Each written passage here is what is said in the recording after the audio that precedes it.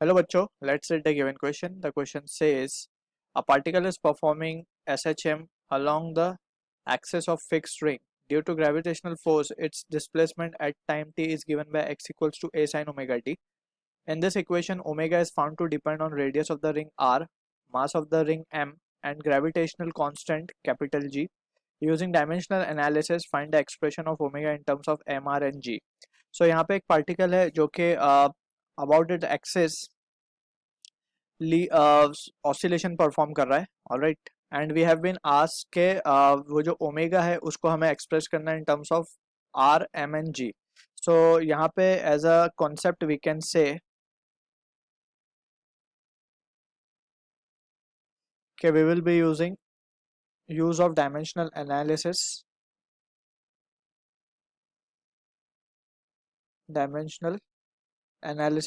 There are several use of dimensional analysis, जिसमें से एक यूज ये भी है कि we can express any quantity in other quantities, all right, in terms of other quantities. So let's begin with the question. So यहाँ पे हमें जो ओमेगा को बताया गया है, omega is dependent on m. So let's write it as m raised to a. अब वो क्या एक्सप्रेशन मिलेगा, that will depend upon the power, that is a हम ले लिया यहाँ पे, एंड r के लिए हम लेट से b ले लेते हैं और g के लिए हम लेट से c ले लेते हैं. Alright, so first we are interested in finding the value of this a b and c, and उसी के बेसिस पे हम कहेंगे कि ओमेगा से इस तरीके से रिलेटेड है. अब यहाँ पे जो ओमेगा है, वी नीड टू अंडरस्टैंड ये ओमेगा है क्या. इसे हम एंगुलर फ्रीक्वेंसी कहते हैं. Omega is what, angular frequency. That is हम इसका जो एक्सप्रेशन होता है, we can write this as to be, इसका जो यूनिट होता है basically that is radian per second. So इसका डायमेंशन हम लिख सकते हैं, it can be written as m0l0t-1.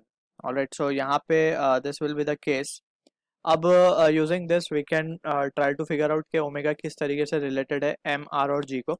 सो यहाँ पे हम ओमेगा के डायमेंशंस लिख देंगे, that is t⁻⁻⁻⁻⁻⁻⁻⁻⁻⁻⁻⁻⁻⁻⁻⁻ and that will be equals to mass के लिए हम डायमेंशन लिखेंगे m⁻⁴ m क्योंकि मास है, r रेडियस हमें गिवन है, दैट इज इसको लेंथ में मेजर किया जाएगा. सो l⁻⁵ और g जो है ग्रेविटेशनल कांस्टेंट है. सो ग्रेविटेशनल कांस्टेंट का जो डायमेंशन होता है वो होता है m-1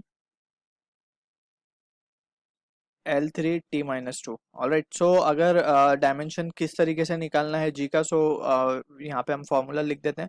g का जो यूनिट होता है बेसिकली वो होता है न्यूटन मीटर स्क्वायर पर kg square. So using this we can get the dimension of this capital G, that is universal gravitational constant, और उसके ऊपर हम दे देंगे c. सो नाउ अब हम क्या करेंगे, अब चीज़ों को सेग्रीगेट कर लेंगे. Let's say this can be written as m वालों को एक तरफ कर लेंगे m⁻⁴ और यहाँ पे जो c है it is getting minus. So m ये हो गया हमारे पास. l के लिए हम लिखेंगे b+3c और सिमिलरली t को हम लिखेंगे t⁻⁻²c और यहाँ पे जो है t⁻⁻1 है. अब इसके पावर कंपेयर कर लेते हैं. नाउ अब जस्ट हम पावर कंपेयर करेंगे तो we can get -2c will be equals to -1. So we can say -2c will be equals to -1. So from here we can say c की वैल्यू आ जाएगी 1/2 और दूसरा एक्सप्रेशन जो था हमारे पास वो था b+3c इक्वल्स टू 0.